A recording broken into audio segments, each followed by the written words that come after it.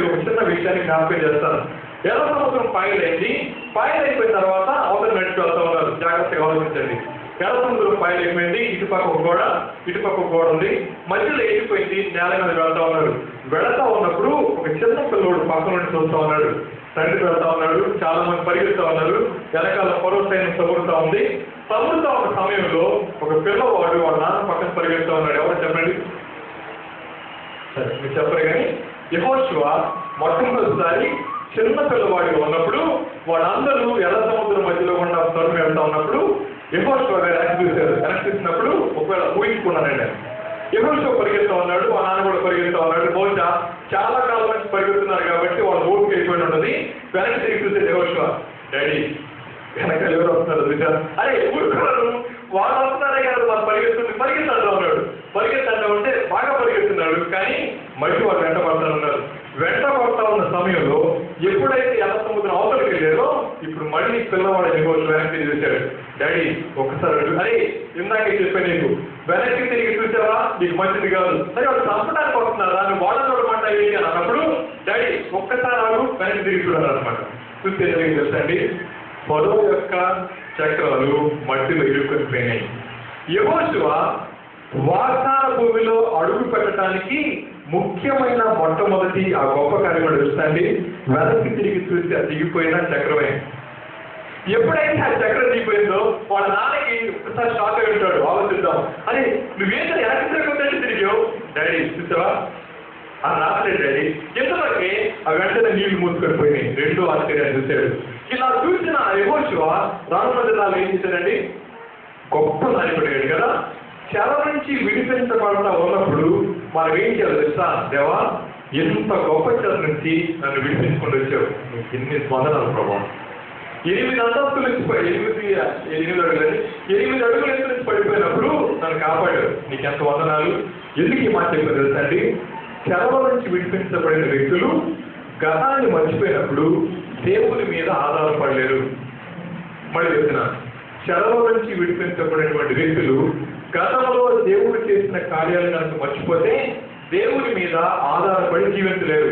కానీ యెహోషువని మనం ఆలోచిస్తా ఉన్నప్పుడు చిన్న పిల్లవాడి నుంచి ఆ జనాల్లో కూడా వెళ్తా ఉన్న యెహోషువ ఎప్పుడైతే దేవుడు చేస్తా ఉన్న ఒక్కొక్క కార్యాన్ని చూస్తా ఉన్నాడో అతను అత్యంతమైన విశ్వాసం స్థిరపడింది. ఈ 2వ అద్భుతాల తర్వాత 3వ అద్భుతం తెలుసా అండి, పై నుంచి మన్నా పడతా ఉంది, పరిగెత్తుకుంటున్నాడు బయటికి. డాడీ ఏంటి డాడీ అన్నాడు. అప్పుడు వారికి అది మన్నాయన మనం అనుకుంటున్నాం కదండి, మన్నాయన వారికి ఏం తెలియదు కదా. పైనుంచి పడతా ఉంది, వీధులన్నీ నిండిపోయినాయి. పరిగెత్తుకుంటే పిల్లడు కదా, తీసుకొని వచ్చాడు.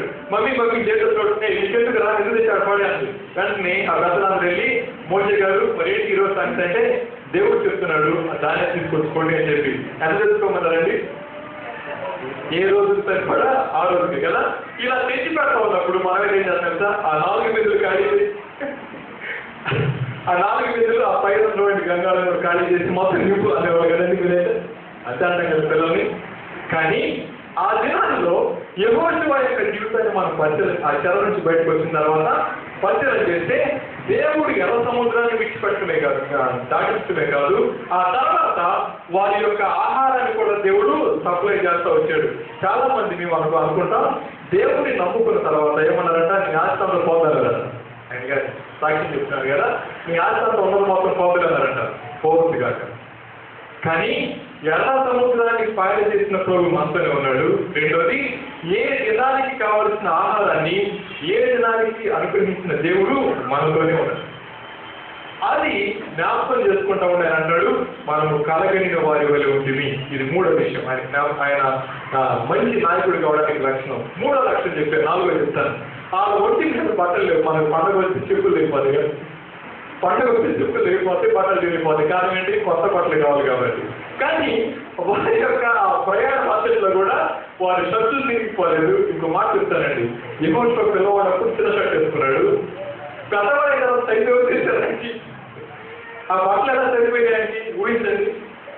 దేవుడు తను రక్షించుకున్న బిడ్డల జీవితంలో చేసే కార్యాలు మనం ఊహించలేము.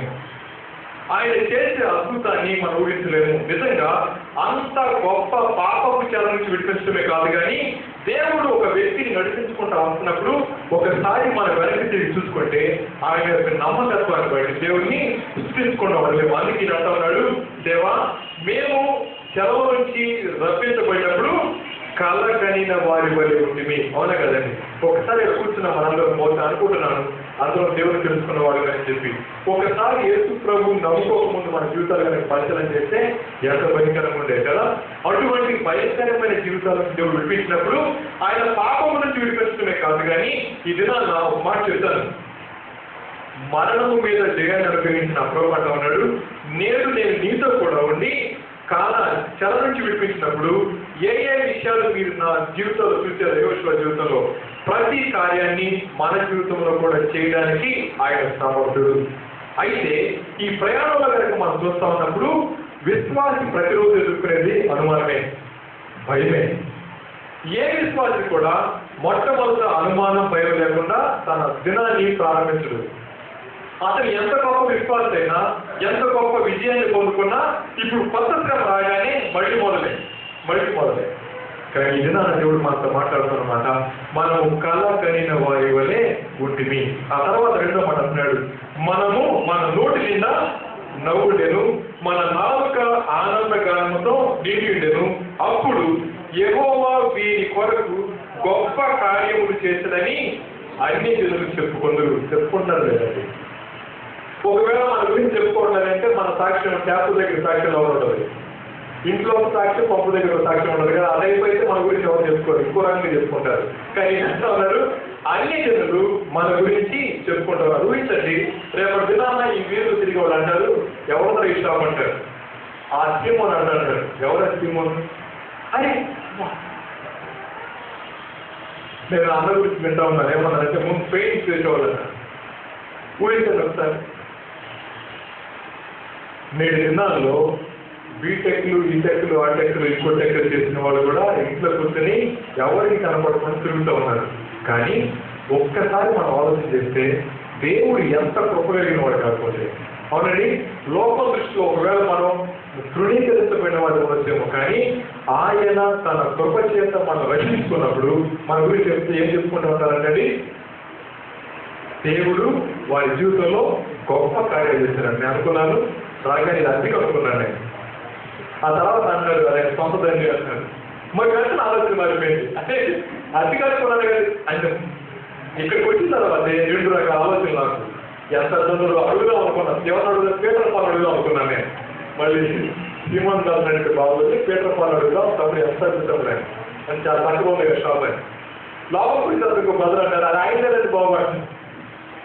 ఆయన చెప్తారు సాక్ష్యం వచ్చండి, ఇక్కడ జరిగిన సంభాషణ ఎలా జరిగిందో తెలియదండి, ఒక్క రూపాయి లేదు, ఎన్ని డబ్బులు వచ్చింది దేవుడు ఇచ్చేది అంటారు. అలా మాట తర్వాత ఇంక మాట అడగలుసుకోలేదు వచ్చండి, దేవుడు సహాయం చేశాడు అన్న తర్వాత ఇంక మరి ఎవరు అడుగుతాం? ఎంత నమ్మదగిన దేవుడండి. ఊహించండి, సీమోను గారి జీవితంలో చేసిన దేవుడు మన జీవితంలో కూడా చేయడానికి సమర్థుడు. అయితే దానికి కావాల్సిన తెలుసండి, దేవుడు చేసిన మేలుని మరచిపోకూడదు. ఆ దినాన వారు మర్చిపోలేదు కాబట్టి, చెర నుంచి విడిపించిన దేవుడిని జ్ఞాపకం చేసుకుంటారు కాబట్టి వారి నోటి ఏముంది? నవ్వుంది. ఈ దినాన మన కుటుంబాల్లో విచారం ఉండాలి కారణం కూడా తెలుసండి, దేవుడిని మర్చిపోయి సమస్యను ముందు పెట్టుకుంటే మన జీవితాల్లోకి వచ్చేది ఏడుపే. అవును, ఎంత గొప్ప సమస్య అయినా దేవుడికి అది సాధ్యమే. మన ఆలోచనలకి అసాధ్యమే, కానీ దేవునికి అది సాధ్యమే. ఆ తర్వాత ఈ మొదటి భాగాన్ని మనం ఆలోచన చేస్తాం. ఏమన్నారమ్మా? యెహోవా మన కొరకు గొప్ప కార్యములు చేసి ఉన్నాడు. నిజమేనా? మీరందరూ చేతులు ఊపుతున్నారు, దిగొచ్చేయాలో లేకపోతే ఆపేయాలో తెలియదు, కానీ పోతే నేను కాలు ఆపలేదని అనుకుంటున్నాను కదా.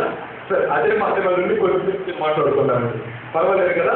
ఇంకా భోజనం టైం అవ్వలేదు, అయిపోయే ముందే ముగిచేస్తాను, అంత తొందరగా ఏమి పొడిగించండి. ఏమన్నారంటే యెహోవా మన కొరకు గొప్ప కార్యములు చేసినని వారు చెప్పుకుంటున్నారు అన్నది. నిజమేనా? నిజమే. అయితే దేవుడికి వందనాలు.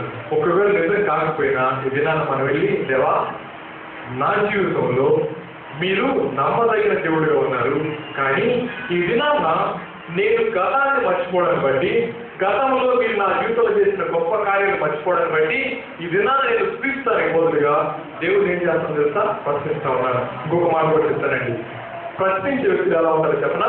ఒకవేళ ఇది చర్చ అనుకుంటే కానుకల డబ్బా ఉందనుకోండి, కానుకల డబ్బాలో డబ్బులు ఏంటి వాళ్ళ కింద చేయబెట్టి తీస్తే ఉన్నది ఫాస్ట్గా వస్తుంది కదా, అవునా?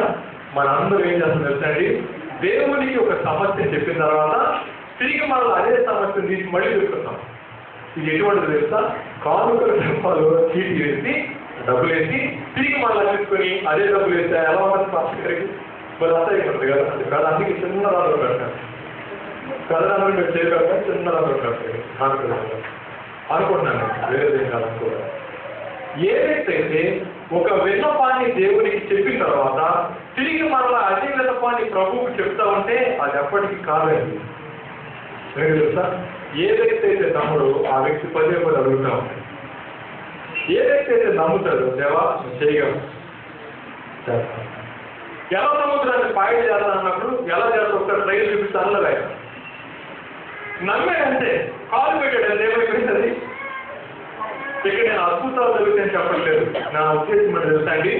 దేవుని మీద మనకు విశ్వాసం ఉన్నప్పుడు ఒకే విషయాన్ని పదే పదే అడుగుతా ఉన్నప్పుడు ఆయన మీద విశ్వాసం ఉండి అడుగుతా ఉన్నామా లేకపోతే ఏం అడుగుతా ఉన్నామో ఆలోచించండి. దేవుడు ఒక పిటిషన్ మనం పెట్టిన వెంటనే ఆయన సమాధానం చెప్తాడు. అయితే అవుతుంది లేకపోతే కాదు. కాదనే సమాధానం మనకి ఇష్టం ఉండదు కాబట్టి పదే పదే అవును అని చెప్పించుకోలే తప్పను మనం ఏం చేస్తూ ఉంటాం? అడుగుతాం. కానీ జాగ్రత్త గుర్తుపెట్టుకోండి, దేవుడు అంటాం అన్నమాట ఆయన మన కొరకు గొప్ప కార్యాన్ని చేశాడు. ఎంత గొప్ప కార్యం తెలుసండి? ఆయన కుమారుని ఈ లోకానికి పంపించడమే కాదు, ఆయన మన పాపాల కోసం తిరిగి చనిపోవడానికి ఈ లోకానికి వచ్చాడు. ఒక మాట అడుగుతారు, క్రైస్తవులకు ఒక గొప్ప దేశం తెలుసండి? చావు గురించి సరదాగా మాట్లాడుకుంటారు. చావు అంటే వారికి బాగా ఇష్టం అండి. ఒక మాట చెప్తారు ఏంటో తెలుసా? చాలా మంది నేటి దినాల్లో మరణాన్ని తప్పించుకోవడానికి చాలా తాపత్రయపడుతూ ఉన్నారు. కానీ క్రైస్తవులు ఏమన్నా తెలుసా? దేవా చావు అయితే నాకు మేలు అంటారు. ఎందుకు తెలుసు? ఒక చిన్న చెప్తాను. చనిపోతే ఆయన కౌగిల్లో ఉంటాం, బతుకుంటే రోడ్లు బతుకు. అలాగే చనిపోమనట్లేదు, తప్పకుండా వస్తుంది. కానీ మన విషయం తెలుసండి, ఏ వ్యక్తి అయితే యేసు ప్రభువునందు విశ్వాసం ఉంచాడో ఆ వ్యక్తి తప్పకుండా ఏమవుతాడనేది ఆయన యొక్క కౌగిల్లోకి వెళ్తాడు. అనుమానం లేదు దాంట్లో. కానీ మనసు యొక్క చలవ ఉన్న వాడికి ఆ విషయం తెలియదు. ఏదైతే ఆ విషయాన్ని గ్రహించలేదో ఈ లోకమే శాశ్వతం అనుకుంటాడో ఆ చలవ నుంచి బయటికి రాలేక వాడు అంటాడు నేను బయటికి రాలేకపోతున్నానండి అంటాడు. బయటికి రాలేకపోతాడు.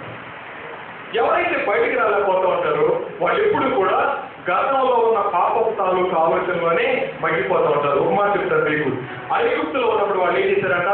అడగ ముందు లైన్లో 12 గంటలు భోజనం పెట్టారట, 4 గంటలు టీ ఇచ్చారట, 8 గంటలు మళ్ళీ భోజనం పెట్టేవారట. మధ్యలో పని చేయించుకున్నా కానీ ఈ మోటి ఏంటండి అసలు టీలు కాఫీ అని చెప్పి అనుకుంటారు. కానీ ఒక మాట చెప్తానండి, ఒక మాట జాగ్రత్త గుర్తుపెట్టుకోండి. ఒకసారి నిర్గమాకాండం 14 సంఖ్యాకాండం 14 అధ్యాయం, సంఖ్యాకాండం 14 అధ్యాయం 3వ వచనం ఒకసారి చదవండి. నేను చూస్తాను. సంఖ్యాకాండం 14 అధ్యాయం 3వ వచనం. ఆ సర్వ సమాజము అయ్యో ఐగుప్తులో మేమేలా చావలేదు, ఈ అరణ్యమందు మేమేలా చావలేదు, మేము కత్తివాత పడునట్లు యెహోవా మమ్ముని ఈ దేశములోనికి ఎలా తీసుకొని వచ్చెను, మా భార్యలు మా పిల్లలు కొల్లపోదురు, తిరిగి ఐగుప్తుకు వెళ్ళటం మాకు మేలు కదా అని వారితో అడిగి. అలాగే తీసుకుంటే అధ్యాయం చెప్తాను. ఇక్కడ చాలా మంది సమస్యలు వస్తామని అనుకుంటారు, ఇక తెలుసుకుంటే బాగుందంటారు. ఎందుకు ఈ మాట నేను ఆలోచించాలనుకున్నాను చూసండి. నాకు బ్రదర్ సాక్షి చెప్తున్నాడు, ఇక నేను చనిపోతే బాగుంది అనుకున్నానంట. నేను జిల్లాలో చాలా మంది అప్పులు బాధ ఉందని, ఇంకో బాధ ఉందని చెప్పేమో తెలుసండి, ఇక చచ్చితే బాగుంది అనుకుంటారు. వీళ్ళు ఏమనుకుంటారు తెలుసండి, మేము ఎందుకని అక్కడే చచ్చిపోలేదు అనుకున్నారంట. ఆ మాట ఎంత భయంకరమైన ఒకసారి అది 28వ వచనం చదవండి. నీవు వారితో యెహోవా వాక్కు ఏదనగా నా జీవము తోడు మీరు నా చెవిలో చెప్పినట్లు నేను నిశ్చయముగా మీ ఎడల చేసేదను, మీ శవములు ఈ అరణ్యములోనే రాలును, మీ లెక్క మొత్తము చొప్పున మీరు లెక్కింపబడిన వారందరూ అనగా 20 ఏళ్ళు మొదలుకొని పై ప్రాయము కలిగి నాకు విరోధముగా సరిగిన వారందరూ రాలిపోరు. ఏంటంటే వాళ్ళ కోరిక? వాళ్ళు ఏం కోరుకున్నారు? వాళ్ళు ఎక్కడే జరిగితే బాగుంది అనుకున్నారు కదా, ఇప్పుడే జరిగింది. అవునా? జాగ్రత్త. దేవుని సన్నిధిలో కూర్చొని ప్రార్థన చేసేటప్పుడు దేవుని యొక్క ప్రేమను పొందుకున్న మనమందరం ఆయన నమ్మదగిన వారిగా మన మధ్యలో ఉన్నాడు కాబట్టి ఎప్పుడు కూడా చింతించకూడదు. ఎప్పుడు ఆయన ఇచ్చిన ఒకే ఒక జీవితాన్ని ఆయన నామ మహిమాత్రం కొరకే మనం జీవించాలి. కానీ మన స్వలాభాపేక్ష కోసం జీవించినప్పుడు తప్పకుండా అటువంటి మాటలే వస్తాయి. వాళ్ళు ఒక మాట చెప్తారండి, వాళ్ళు ఏమంటారు?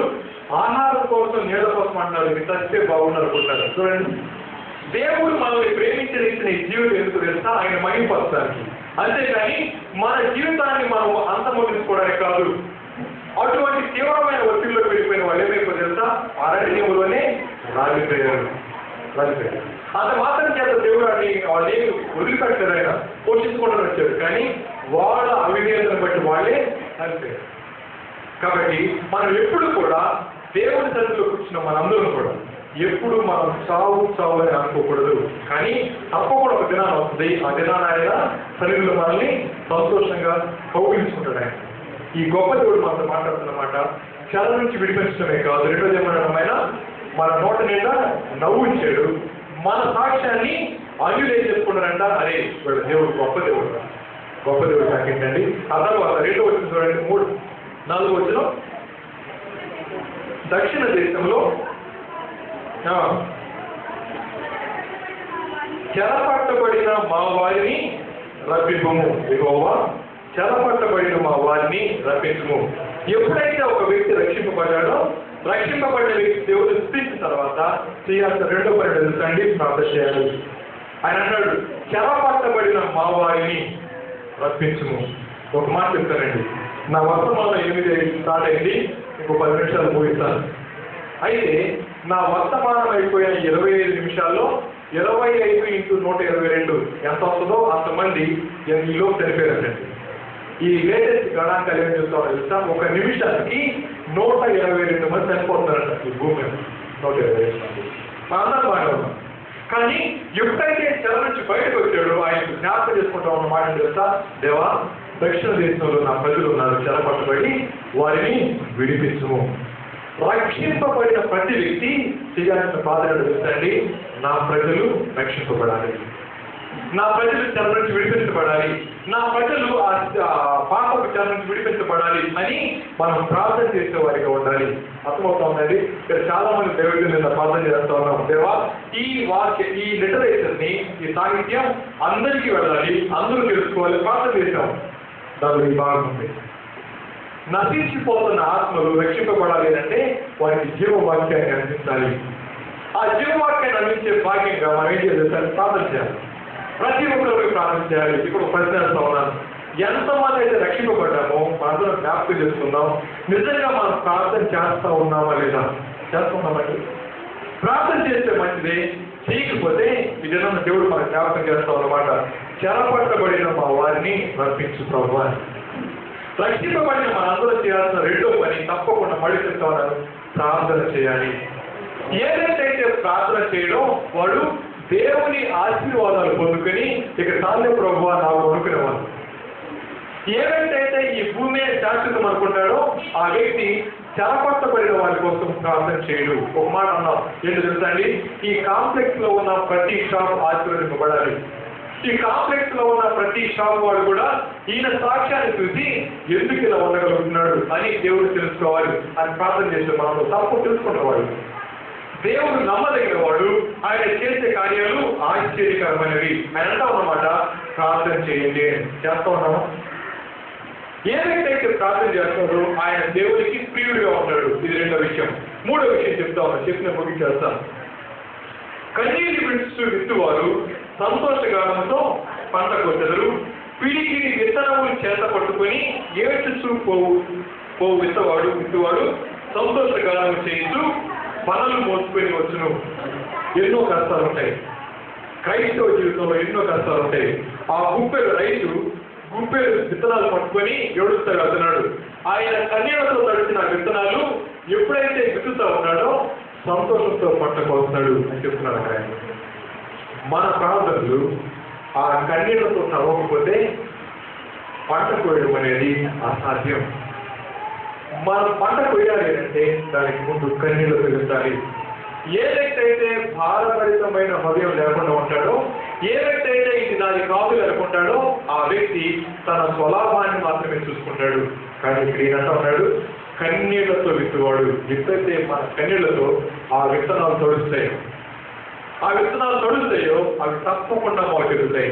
అంటే ఒక వ్యక్తి కోసం మనం ఈ భూమి మీద కాచిన కన్నీరు తప్పకుండా ఆ వ్యక్తి పరలోకంలో కనబడేది చేస్తుంది మనకు తెలిసిపోవచ్చు కాక. అది నేను అగత్యం గారి జీవితంలో రాముగా చెప్తాను.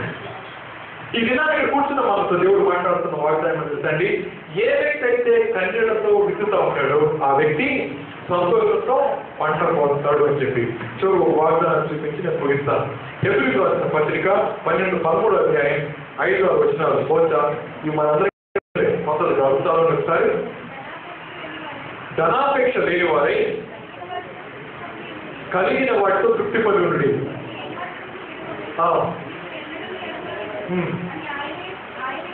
అని ఆయనే చెప్పారు కదా. ఇంగ్లీష్ బైబుల్స్ ఉంటే అదే కదా ఆ వచనాన్ని చూడండి ఒకసారి. హీ హిమ్సెల్ఫ్ అని ఉంటుంది. హీ హిమ్సెల్ఫ్ మీకు అర్థమయ్యే చెప్పి నేను గురించి చేస్తాను. ఆ మాట చెప్తున్నమాట ఏంటండి, నిన్ను ఏమాత్రము విడువను ఎన్నడు ఎనభైను. ఒకసారి నెపోలియన్ గారు గుర్రం మీద వెళ్తా ఉన్నారంట. జాగ్రత్త గురించి చేస్తున్నాను. నెపోలియన్ గారు గుర్రం మీద వెళ్తాను ఆయన కొట్టారు బాగా. ఆ గుర్రం బాగా ఫాస్ట్కి వెళ్ళిపోతా ఉంది. గుర్రం మీద జారిపోతున్నాడు అటు. అందులోకి ఒక సోల్జర్ వెళ్తా ఉంటే ఆయన సరి చేశారు. ఆయన జారిపోతున్న బెల్ట్ సరి చేస్తే ఆయన అన్నాడు, థ్యాంక్ యూ కెప్టెన్ అన్నాడు. ఎవరైనా సోల్జర్ సామాన్య సైనికుడు. ఆయన ఏమన్నాడంటే ఆ నెపోలియన్ గారు కెప్టెన్ అన్నాడు అన్నమాట. క్యాప్టెన్ అన్న తర్వాత వెళ్ళిపోతా నేను క్యాప్టెన్ అంటున్నాడు. ఇంతలోకి క్యాప్టెన్ల సమూహం ఉన్నారు కదా, అరే నువ్వు సోల్జరురా, నువ్వు కెప్టెన్ ఏంటి అంటారు అనమాట. నేను కెప్టెన్ అని ఎవరు చెప్పారు తెలుసా? ఆయన చెప్పారు. ఏనా నెపోలియన్ ఆయన ఎవరు తెలుసా? ఆయన చెప్పాడు అన్నారు కదా. మనందరూ ఎవరు చెప్పండి? ఆయన రక్తంలో కరగబడిన బిడ్డలు ఎవరు చెప్పారు? ఆయన చెప్తున్నాడు. నన్ను ఎంత అంగీకరించిన వారందరూ దేవుని కుమారులు అనుటకు అధికారము అనుగ్రహించబడింది. ఈ మాట ఎంత అద్భుతమైన మాట తెలుసండి. నిన్ను విడువను ఎడబాయను ఎవరు చెప్పారు నీకు? ఆయన చెప్పారు.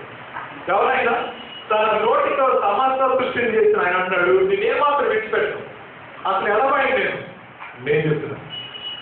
అయితే పైన చెప్తా ఉన్నమాట ఎంత అద్భుతమైన వార్తను కదండి. దేవుడి దినాన్ని మాతో మాట్లాడుతున్నమాట. హీ హిమ్సెల్ఫ్ ఆయనే చెప్తున్నాడు. ఆయన రాసే మనకు అధికారం లేదు. మనం తృణీకరించబడిన వాళ్ళమే, తలవంచుకొని పని చేయాల్సిన వాళ్ళమే. కానీ ఎప్పుడైతే నోరు తెచ్చి ప్రభువా నా పాపాలు క్షమించు, నేను నిన్ను అంగీకరిస్తున్నాను అన్నామో ఆయన అన్నాడు, ఈ రోజు నుంచి నువ్వు నా కుమారుడివి, నా కుమారుడు. ఎవరు చెప్తారంటే ఆయన అద్భుతమైన వాగ్దానం. బైబిల్లో ఒక్కొక్క వచనాన్ని ధ్యానిస్తా ఉన్నప్పుడు ఆయన ఇస్తున్నటువంటి ఆలోచనలు మనం కనుక అర్థం చేసుకుంటే అసలు వదిలిపెట్టిన వాక్యాన్ని అర్థమవుతుందా? సో ఈ వాక్యాన్ని మనం ఇక్కడ నుంచి సంతోషం తీసుకెళ్దాం. ఏంటంటే ఏంటో తెలుసండి, దేవా నిన్ను విడువని అన్నావు కదా, 80 అన్నావు కదా, ఎవరు చెప్పారు? మా అమ్మాయి అన్నది కొనిస్తానని చెప్పి ఛాలెంజ్ అనుకోండి. డాడీ పొద్దునే నాకు అన్నాను, అమ్మ నా చికెన్ పడిపోయి కదా పుస్తకానికి చినిగిపోతే అంటిస్తున్నాను, పొద్దున అంటిస్తా లేదా అన్నాను. స్కూల్ టైం అయిపోతాను బయలుదేరాడు అన్నాను. డాడీ నాకు అన్నావుగా నువ్వు పొద్దున్న పుస్తకం అంటిస్తానని ఇక ఛాన్స్ లేదు తీసుకురా అని చెప్పి అంటిస్తాను. ఎప్పుడైతే నువ్వు అన్నావు కదా అన్నాను, నాలో ఏమో తెలుసండి, ఇక తప్పలేదు. అసలే ఎప్పుడైతే నా యొక్క పని నాకు గుర్తు చేసిందో నేనేం చేయగలను? ఎక్కడికి పోలేదు. చిన్న కూతురు పేపర్ అంటిస్తామంటే ఆగి అంటిస్తే మామూలు తండ్రి పరలోకం తండ్రి రావడం వాడు చూస్తాండి నేను విడిచిపోయాను. నిన్ను ఎడపోయాను ఎప్పుడు తెలుసా? కానీ ఒక్క కండిషన్ తెలుసా? ధనాపేక్ష లేని వాడివై కండిషన్ ఉందా? అది నేను రేపు పట్టిస్తాను, అయితే ఈరోజు వదిలేదు అన్నాను కదా, వదిలేసింది పట్టింది తప్పలేదు. ఎప్పుడైతే మనము ధనాన్ని అపేక్షిస్తూ ఆపేస్తామో తప్పకుండా ఆయన విడిచిపెట్టడు 80. అటువంటి గొప్పదేవుడు అన్నాడు, నేను చెప్తున్నా. నెపోలియన్ చెప్పిన మాటకి అంతధికారం అన్నప్పుడు జీవము కలిగిన సజీవమైన దేవుడి దినాన్ని మాతో మాట్లాడుతున్నమాట. నేను నిన్ను విడిచిపెట్టను. అయితే నువ్వేం చేయాలి తెలుసా? ధనాపేక్ష లేని వాడు వేయడు. రెండోది ఏం చేయాలి చెప్పండి? ఆయన ఏమంటారు అన్నమాటమా? కన్నీళ్లతో విత్తాలి. ఎప్పుడైతే మనం కన్నీళ్లతో విత్తుతూ ఉంటామో తప్పకుండా దేవుడు మన పక్షాన ఉండి పని చేయడానికి ఎల్లప్పుడూ సంసిద్ధం. ఎల్లప్పుడూ ఆ 3 విషయాలు బహుశా ఈ అధ్యాయంలో ఈ 3 విషయాలు మీకు అర్థమైపోవాలి. మొట్టమొదటి 3 వచనాలు ఏంటమ్మా? దేవుడిని స్తుతించాలి. 4వ వచనం ఏంటి? ప్రార్థన చేయాలి. ఎవరి కోసం? చదవడం వారి కోసం. చివరి 2 వచనాలు ఏంటి?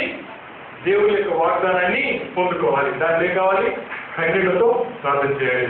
ఆ గొప్ప వ్రతం అన్నమాట. ఈ దినాన ఆ వాగ్దానం ఆ షాప్ వాళ్ళకే కాదు, ఇక్కడ కూర్చున్న మనందరికీ. నీకెవరు చెప్పారా? ఆయన చెప్పాడు. ఇంకా ఆయన చెప్పాడు. ఆ దేవుడే ఈ దినాన మన మధ్యలో మాతో చెప్తాం అన్నమాట. విడిచిపెట్టాలి. అయితే జ్ఞాపకం చేసుకోండి, స్తుతించండి, ప్రార్థన చేయండి, ఆ వాగ్దానాన్ని పొందుకోండి అని దేవుడు ఈ 126 కేసుల ద్వారా మనతో మాట్లాడుతున్నాడు. ఈ దినాన్ని కూర్చున్న మనం ఒక్కసారి మన జీవితాన్ని పరిశీలన చేసుకుంటేవా, మా జీవితాల్లో, నా జీవితాల్లో ఎంత గొప్ప ఛాలెంజ్ విడిపించావు. ఆ ఛాలెంజ్ నేనైతే బయటకు వస్తాను అనుకోలేదు, కానీ విడిపించావు బాబా. నువ్వు పాపాన్ని క్షమించే దేవుడివి, పాపిని క్షమించే దేవుడివి, పాపాన్ని శిక్షించే దేవుడివి. ఆ శిక్షను నీ మీద వేసుకొని పాపిని నాకు విడుదల కలిగించావు. ఆ ఛాలెంజ్ నాకు విడుదల కలిగించావు. నీకు వందనాలు. నువ్వెంతైనా నమ్మదగిన దేవుడు ప్రభావం పరిస్థితిద్దాం ఒకసారి. ఆ తర్వాత మనం శ్రమలో చూసాం, కానీ మన కుటుంబ సభ్యులు చాలా మంది శ్రమలోనే ఉన్నారు. మరి కోసం ప్రార్థన చేద్దాం. మూడవదిగా ఆయన వాగ్దానాన్ని కోల్పోవడం ఇష్టమే, కానీ కన్నీళ్లు కాల్చడం మాత్రం ఎవరికి ఇష్టం ఉండదు. కానీ ఎవరైతే ఆ కన్నీళ్లతో ఆ విత్తనాన్ని తడుగుతారు, తప్పకుండా వాళ్ళు సంతోషగానంతో పండుకొస్తారు. ఆ గొప్ప దేవుడు ఇచ్చిన ఈ మాటలను బట్టి దేవుడు స్థితిస్తూ కొద్దిసేపు మనం ప్రార్థన చేస్తున్నాం. తల్లి ఉందండి, కళ్ళు మూసుకొని ఇచ్చిన ప్రార్థన చేస్తున్నాం. ఎవరికి వాళ్ళ వ్యక్తిగతంగా మన యొక్క జీవితాలు పరిశీలన చేసుకున్నాం. దేవుడు మనల్ని ఎటువంటి ఛాలెంజ్ విడిపించాడు. నిజంగా శ్రీమోహన్ వాళ్ళ యొక్క జీవితంలో ఎంత గొప్ప ధన్యతను మన విధానం చూస్తామా. ఆ గొప్ప దేవుడే నీకు నాకు కూడా దేవుడే ఉన్నాడు. ఎంత గొప్ప ధన్యత. అటువంటి గొప్ప ఛాలెంజ్ విడిపించిన దేవుడు హృదయపూర్తిగా మనం ఒకసారి ఆరాధించాలి. చూద్దాం. ఎవరికి వందనాలు వచ్చేది అసమంతమే కదా అంటున్నాడు. ఎంతో మంది స్థలంలో ఉన్నారు. నిజమే. 122 మంది నిమిషాలు చనిపోతా ఉన్నప్పుడు సజీవులకు ఉన్న నీవు నేను చేయాలని దేవా సత్య తెలియక ఎంతో మంది చేరుతూ ఉన్నారు ప్రభా. వాళ్ళందరూ రక్షించాలి ప్రభా. ఈ సత్యవాక్యాన్ని లోకంలో ప్రకటించడానికి నమ్మకమైన వారిని పంపించడానికి ప్రార్థన చేయ భద్రమైన ప్రార్థన చేద్దాం. చివరిగా కన్నీళ్లతో విత్తుకోవడం చెప్పిన మాటను బట్టి దేవుడిని ఎంతగానో దేవా, నిజంగా కన్నీళ్లతో విత్తేవాడు ఆనందంతో పంట కొనసాగని చెప్పి మీరు మా జీవితంలో చేసిన గొప్ప మేళను బయటకు పొందాలి. దేవా, మా జీవితంలో చేసిన మేళ్లే కాదు, ఇక ముందు చేయబోతున్న గొప్ప కార్యాలు పెట్టుకొని పొందాలనుకున్నాం అని చెప్పి కన్నీళ్ళు కావచ్చు. దేవా, మీరే మాతో చెప్పారు కదా, నేను విడువను ఎడబాయని చెప్పి ఇటువంటి గొప్ప వాక్యాలను బట్టి చూపిస్తూ ప్రార్థన కొనసాగాలి. కళ్ళు మూసుకొని వచ్చే ప్రార్థన చేసుకున్నాం.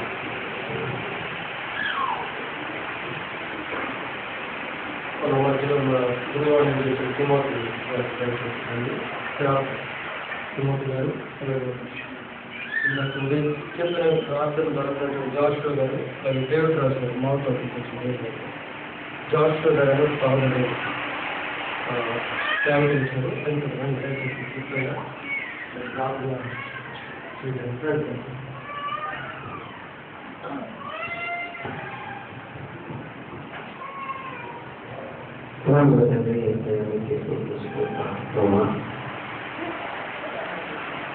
దేవా, నేను నవీకరించినప్పుడు మీరు ఎప్పుడు విడిచిపెట్టే దేవుడు కాదని మనసు ఆయన ఏమాత్రం విడిచే దేవుడు కాదని దేవాన్ని సంఘంలో దేవాన్ని రాసిన ఆయన మరి వర్తమానం చేసి రాసిన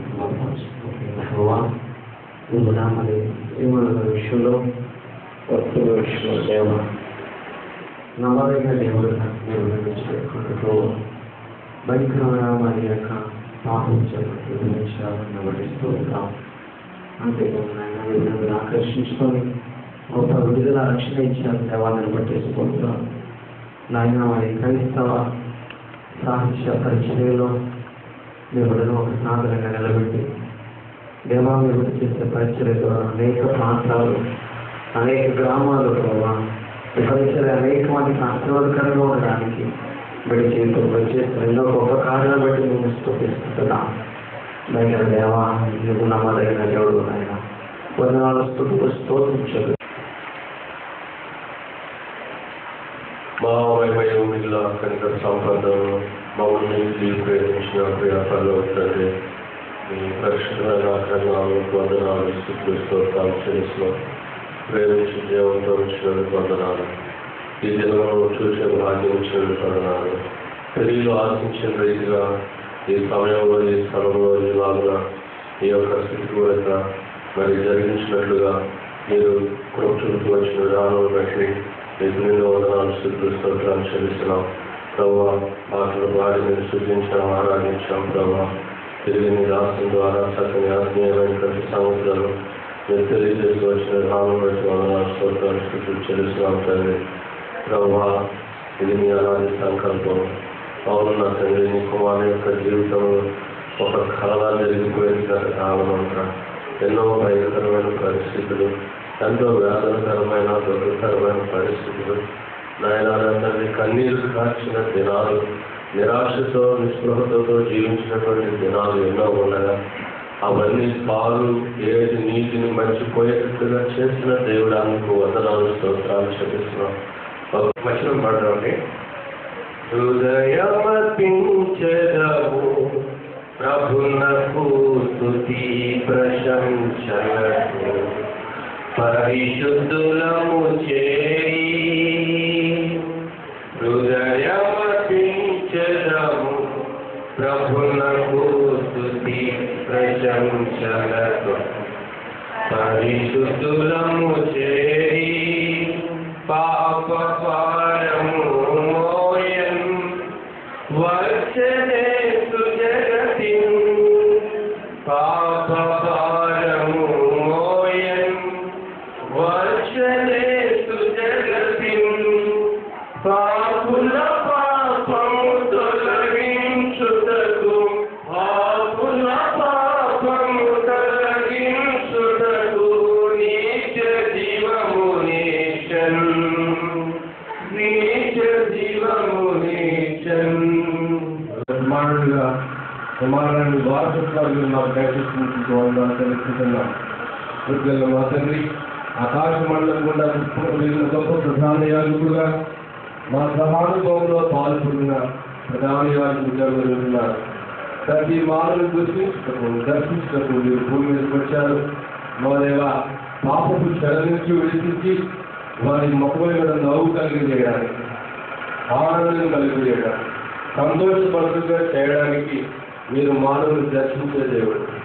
మా పితరుల ఇశ్రాయేలు మీరు దర్శించారు. లోకానికి స్థాయిలో మీరు దర్శించి ఆ యొక్క చవిట ధర్మమైన పరిస్థితి, ఎవరినో పట్టించుకునే పరిస్థితులు, వీటన్నిటి మధ్య మీరు సజీవుడైన దేవుడు అని తన హృదయంలో మీరు నమ్మకము, విశ్వాసము దయచేసి తనను బిడ్డగా చేసుకున్నారు. ఆ దినం నుంచి మీరు అంచెలంచెలుగా మీరు తన జీవితంలో మార్పులు తీసుకుని వస్తూ మీరే సహాయకుడుగా ఉంటూ, ఎబెనేజరుగా ఉంటూ, తన గుడి చేస్తూ మీరు ఆదరిస్తూ, బలపరుస్తూ అనేక పరిస్థితులను నడిపించారు. తన యొక్క ఉన్న ప్రతి తలాంతులను మీరు ఆస్వాదిస్తూ వచ్చారు. తను పుస్తక పరిచర్య ద్వారా, క్రైస్తవ వాంగ్మయం ద్వారా అనేకులకు సువార్త ప్రకటించాలని, అనేకులకు నీ యొక్క సత్య సువార్తను తెలియజేయాలని భారతదేశంలో వించావు. మీరు ఆ పరిస్థితులన్నింటిని బట్టి మీరు అతను ఆస్వాదించి ఇంతవరకు మీరు నడిపించారు. చిన్న పరిస్థితి ఎంఐసి కాలనీలో ఆ చిన్న ఇంట్లో చాలించాల పరిస్థితుల్లో నుంచి తండ్రి మీరు ఈ కాంప్లెక్స్లోకి రావడానికి, ఇంకా ఎక్కువ పరిచయం చేయడానికి మీరు సమకూర్చిన వాళ్ళు కల్పించుకుంటున్నారు. కృతజ్ఞతలు మా దేవ. వీటన్నిటిని బట్టి యెహోవా చేస్తున్నావు అని అనేజీవులు చెప్తుండగా మేము సహితము నీవే దేవుడుగా, పరమ ప్రభువుగా వారి జీవితాల్లో నడిపించావు.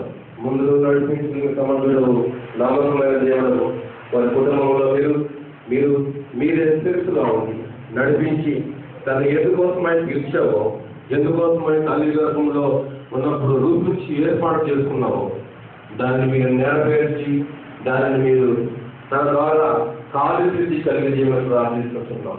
కుమారుని దీవించండి, జన్మీను పాపను దీవించి వారి కుటుంబం ద్వారా నీ రాజ్య సువార్త రాపించడానికి, అంతం వరకు నీ బిడ్డ నమ్మకస్తులుగా ఉండడానికి నీకు వందనాలు చేసుకుంటున్నాం, ప్రార్థనలు చేసుకుంటున్నాం, విజ్ఞాపనలు చేసుకుంటున్నాం. ఆ సమయంలో పరిశుద్ధులు అందరం చేరి వారి కుటుంబాలను తండ్రిగా వ్యక్తపరుస్తూ మీ సన్నిధిలో స్తుతి అర్పణలు చేసుకుంటున్నాం, వారి కోసం ప్రార్థనలు చేసుకుంటున్నాం. రాబోయే దినాల్లో మహిమ